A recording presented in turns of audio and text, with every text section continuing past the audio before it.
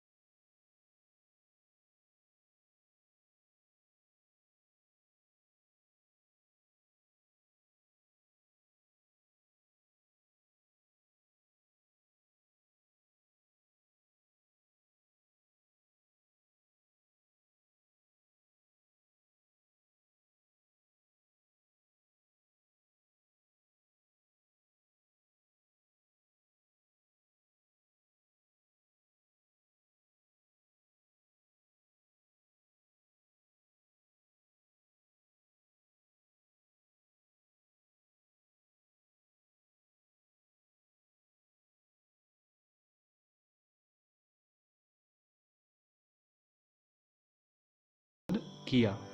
अपनी साखियों के माध्यम से, अपने शब्द के माध्यम से उन्होंने घूम घूम कर उनका विरोध किया।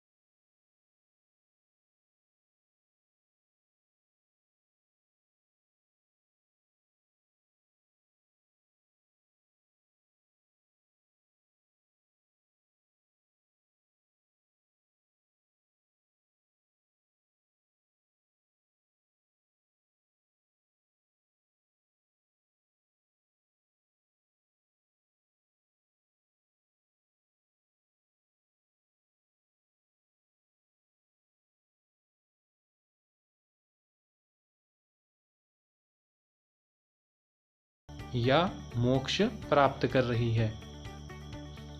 जब इंसान भक्ति में लीन रहता है, ईश्वर को प्राप्त करता है, तो उसे मोक्ष मिलता है, आनंद प्राप्त होता है। तो इसी तरह से जो मनुष्य रूपी हंस है वह मानसरोवर यानी ईश्वर रूपी सरोवर में खेल रही है और उसमें मोती चुन रही है। अब उड़ी अनंत न जाही, और अब उससे वह उड़ नहीं रही है, अब उसका कहीं भी जाने का मन नहीं है, या वह अब भक्ति में लीन हो गई है। तो यहाँ पे ईश्वर की भक्ति पर बल दिया गया है कि जब मनुष्य ईश्वर की भक्ति में लीन होता है तो उसे परम आनंद या सुख की अनुभूति होती है। अगली जो साखी है वह इस तरह से है। प्रेमी ढूंढत मैं फिरूं, प्रेमी मिले न कोई, प्रेमी को प्रेमी मिले, सब विष अमृत होई। तो जो दूसरी साखी है इसमें कबीर कहते हैं कि ईश्वर की प्राप्ति में अहंकार बाधक होता है। यदि इंसान के अंदर यदि घमंड है, अहंकार है, तो वह कभी भी ईश्वर को प्राप्त नहीं कर सकता, भगवान को वह प्राप्त नहीं कर सकता। तो देखते हैं, प्रेमी ढूंढत मैं फिरूं। कबीर कह रहे हैं कि मैं प्रेमी यानी कि ईश्वर को ढूंढ रहा था, प्रेमी मिले न कोई, लेकिन उसे प्रेमी यानी कि जो ईश्वर की भक्ति करता है, एक प्रेमी तो ईश्वर है और दूसरा प्रेमी ईश्वर से भक्ति करने वाला। कबीर कह रहे हैं प्रेमी ढूंढत मैं फिरूं, मैं ऐसे ईश्वर भक्त को ढूंढ रहा था, प्रेमी मिले न कोई, लेकिन उसे कोई भी सच्चा ईश्वर भक्त नहीं मिला। क्यों नहीं मिला? क्योंकि अहंकारवश कोई भी भगवान को प्राप्त नहीं कर सकता। प्रेमी को प्रेमी मिले, सब विष अमृत हुई। जब इंसान के हृदय में अहंकार नहीं होता या इंसान में जब अहंकार नहीं होगा तो उसे ईश्वर की प्राप्ति होगी।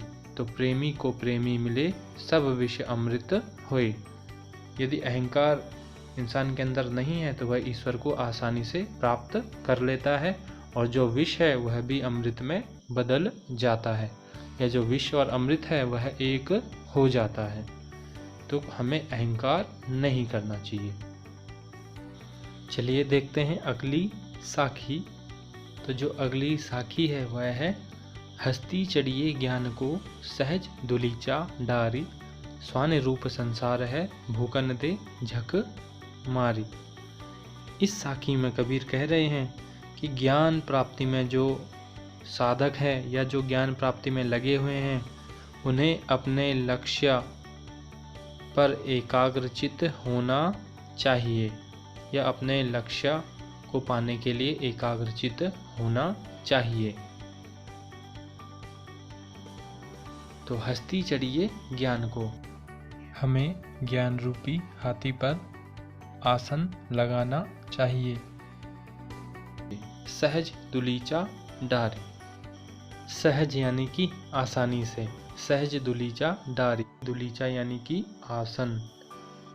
हमें ज्ञान रूपी हाथी पर सवार होकर उसमें आसन लगा देना चाहिए। स्वान रूप संसार है भूकन दे झक मारी। यह जो संसार है वह कुत्तों के समान है। स्वान यानी कि कुत्ता, कुत्ते के समान यह संसार है, जो कि बिना मतलब का भूखता ही रहता है या कुछ न कुछ कहता ही रहता है। भूकन दे झक मारी, संसार का काम क्या है? हमेशा ही कुछ न कुछ बोलना, कहना या अपना समय बर्बाद करना। लेकिन जिनको अपने लक्ष्य को प्राप्त करना है, उन्हें तो ज्ञान रूपी हाथी पर सवार होकर के सहज रूप से अपना आसन बिछाना चाहिए और उसे संसार की तरफ ध्यान नहीं देना चाहिए। संसार में तो कितने ही प्राणी मिलेंगे जो अपनी अपनी राय रखेंगे और अपनी अपने विचारों से उसे प्रभावित करेंगे और उसकी एकाग्रता को भंग करेंगे। लेकिन जिसको अपने लक्ष्य को प्राप्त करना है, उसे अपने लक्ष्य को प्राप्त करने के लिए एकाग्रचित्त होना चाहिए। यहाँ पे इस साखी के माध्यम से कबीर हमें बता रहे हैं। चलिए देखते हैं अगला साखी। पखा पखी के करने सब जग रहा बुलान, निरपक होय के हरि भजे सोई संत सुजान। तो यहाँ पे कबीर कह रहे हैं कि जो लोग हैं वह पक्ष विपक्ष के कारण अपने जीवन का मूल उद्देश्य भूल जाते हैं, लेकिन जो सच्चा ज्ञानी है वह इसके चक्कर में नहीं पड़ता है। देखते हैं कबीर कह रहे हैं पखा पखी के करने, यानी पक्ष विपक्ष के कारण सब जग रहा भुलान। पक्ष विपक्ष के कारण इंसान सब कुछ भूल जाता है, पूरा संसार भूल जाता है। जग यानी कि संसार, सब जग रहा भुलान। पक्ष विपक्ष के कारण इंसान पूरा संसार भूल जाता है, अपने मूल उद्देश्य को भूल जाता है कि उसे क्या करना है, जीवन में क्या बनना है। बिना मतलब के बहसबाजी में वह पड़ता है। निरपक होई के हरि भजे सोई संत सुजान। हमें निरपक यानी निष्पक्ष होकर हरि का भजन करना चाहिए। हरि यानी कि भगवान का भजन करना चाहिए। निरपक होई के हरि भजे, हमें तो निष्पक्ष होकर के भगवान का भजन करना चाहिए या अपने वास्तविक उद्देश्य की ओर ध्यान देना चाहिए। सोई संत सुजान, जो निष्पक्ष होकर के भगवान का भजन करता है, जो पक्ष विपक्ष के चक्कर में नहीं पड़ता है, तो वही सच्चा संत है। यह सुजान यानी कि अच्छा आदमी, या सुजान यानी कि चतुर, सुजान यानी कि ज्ञानी। तो जो पक्ष विपक्ष के चक्कर में नहीं पड़ता है, निष्पक्ष होकर के अपने उद्देश्य की ओर लगा रहता है, तो वही सच्चा ज्ञानी कहलाता है। तो इस साखी में कबीर का उपदेश यही है कि हमें अपने वास्तविक उद्देश्य या वास्तविक लक्ष्य से नहीं भटकना चाहिए। जो अगली साखी है वह है, हिंदू मुआ राम कही, मुसलमान खुदाई, कहे कबीर सो जीविता, जे दुही के निकट न जाही। इसमें कबीर कह रहे हैं कि हमें निराकार ब्रह्मा या निराकार ईश्वर की उपासना करनी चाहिए, उसमें हमें कोई भेदभाव नहीं करना चाहिए, या हमें हिंदू मुस्लिम का भेद नहीं करना चाहिए। जो ईश्वर है वह तो एक ही है, चाहे वह राम हो चाहे वह खुदा।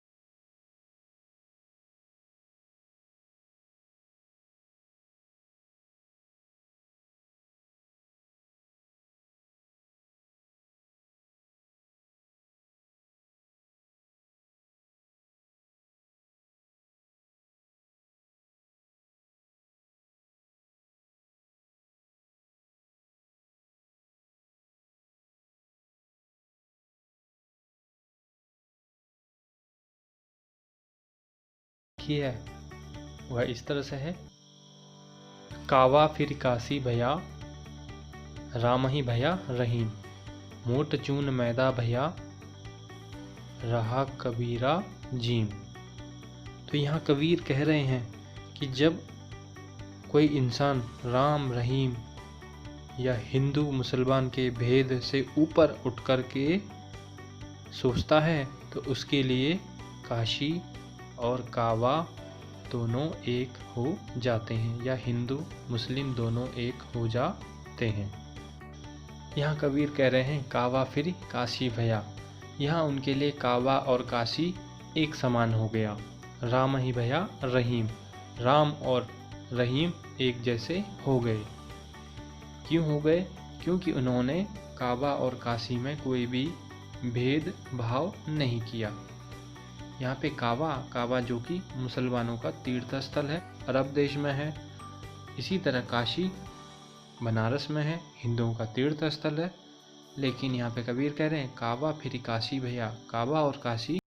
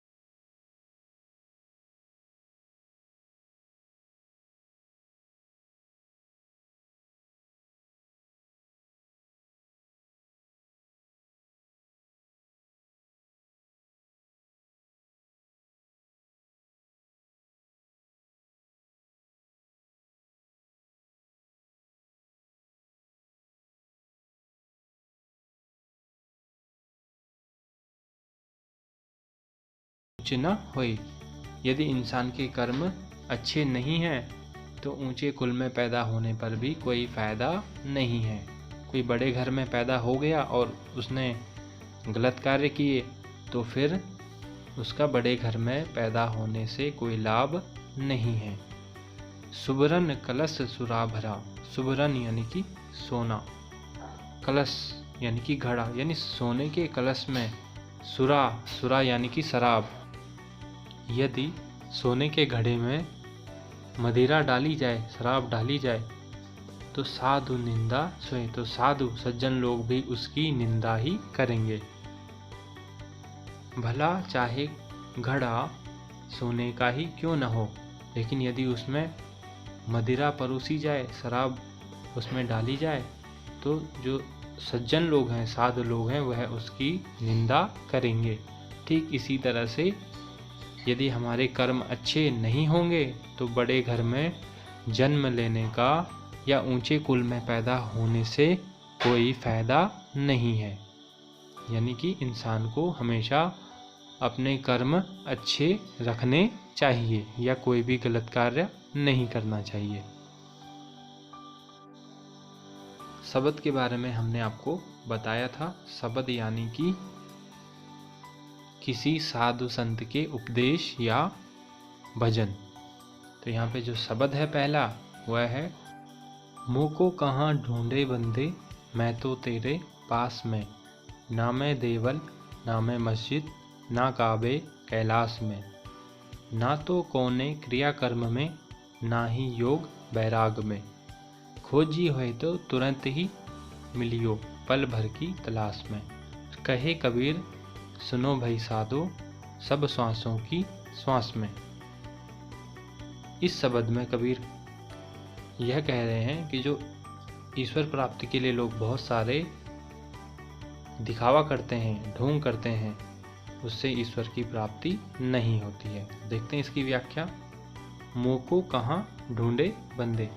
ईश्वर मनुष्य के लिए कह रहा है कि तुम मुझे कहाँ कहाँ ढूंढते हो, मैं तो तेरे पास में, मैं तो तेरे ही पास में हूँ। ईश्वर मनुष्य से कह रहा है, भक्त से कह रहा है, मुझे तुम कहाँ कहाँ ढूंढते हो, जबकि मैं तो तुम्हारे पास ही हूँ। ना मैं देवल ना मैं मस्जिद। ना तो मैं देवल यानी कि मंदिर, ना मैं मस्जिद, ना तो मैं मंदिर में हूँ और ना मस्जिद में, ना काबे कैलाश में, ना तो मैं काबा में हूँ और ना ही कैलाश में। काबा जो कि मुसलमानों का प्रसिद्ध तीर्थ स्थल है, तो इसी तरह कैलाश भी हिंदुओं का तीर्थ स्थल है। तो ईश्वर कह रहा है कि ना तो मैं काबा में हूँ और ना ही कैलाश में, ना तो कौने क्रियाकर्म में। क्रियाकर्म यानी कि पूजा पद्धति में। ना तो मैं किसी पूजा पद्धति में हूँ, क्रियाकर्म में हूँ, ना ही योग वैराग में, ना ही मैं योग में हूँ और ना ही वैराग्य में। वैराग यानी कि वैराग्य। खोजी होए तो तुरंत ही मिली हो। अगर तुमने सच्चे मन से ईश्वर को ढूंढा तो वह तुरंत ही मिल जाते हैं। खोजी होए तो तुरंत ही मिलियो पल भर की तलाश में। अगर भक्त ने ईश्वर को सच्चे मन से ढूंढा, खोजा, तो वह कुछ ही क्षणों में ईश्वर मिल जाते हैं। कहे कबीर सुनो भाई साधो। यहाँ कबीर कह रहे हैं, सुनो भाई साधो, सब श्वासों की श्वास में। अगर ईश्वर को सच्चे मन से ढूंढें तो वह तो मनुष्य के या सज्जन के सांसों में ही है।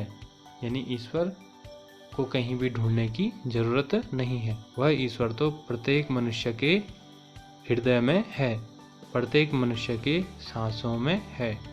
उसे कहीं भी हमें ढूंढने की आवश्यकता नहीं है। यदि हमने उसे सच्चे मन से ढूंढा तो वह हमारे सांसों में ही विद्यमान है। तो इस तरह से शब्द यहाँ पे समाप्त होता है। साखियाँ और शब्द। यहाँ पे जो दूसरा शब्द है वह एग्ज़ाम में नहीं पूछा जाता है, इसलिए हम उसकी व्याख्या नहीं कर रहे हैं। साखियाँ और शब्द आपको कैसे लगे हमें ज़रूर बताइए।